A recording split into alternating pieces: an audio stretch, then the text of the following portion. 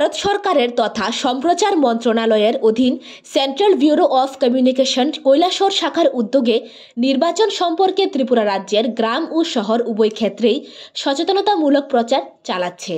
Central bureau আসন্ন সাধারণ নির্বাচনের জন্য systematic voters education and roller participation এবং ভোটার অধিকার কিভাবে প্রয়োগ করবে তার সম্পর্কে সবকিছু বিষয় সচেতন করছে।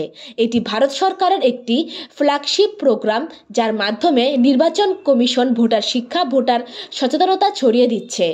এই কর্মসূচির প্রধান উদ্দেশ্য হল নির্বাচনী প্রক্রিয়া সম্পর্কে নাগরিক, ভোটার এবং ভোটারদের শিক্ষিত করে তোলা।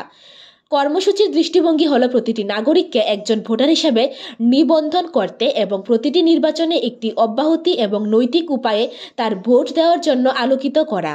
ভোট দেওয়া সম্পর্কে তার ক্ষমতায়ন ও সক্ষম করে তোলা।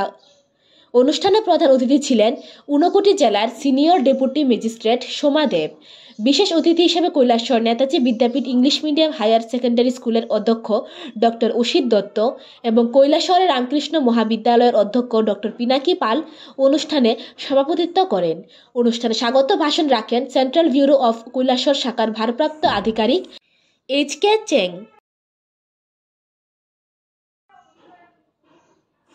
Bureau report, জনদর্পণ।